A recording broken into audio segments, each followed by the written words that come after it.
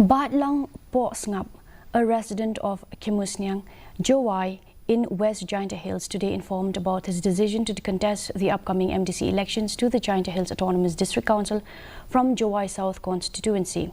He mentioned that he had earlier sought a ticket from the Voice of the People's Party, but to his dismay, his request was turned down. Denied ticket, he decided to contest the election as an independent candidate.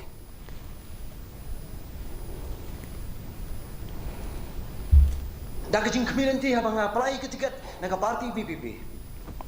Nga community nga angno baga parti kan sebenarnya kumu beriu walaya kumu beriu belayar ke sini khat bela ramba bela experience bangsa ai ke sekri kampai ba man ngasnyo ba kumu beriu bela trai ke kam haki imla salang bar kumu beriu ba yai de dia jingkoi nga community ban yo tiket handai ngam sem la yo tiket naga parti PPP.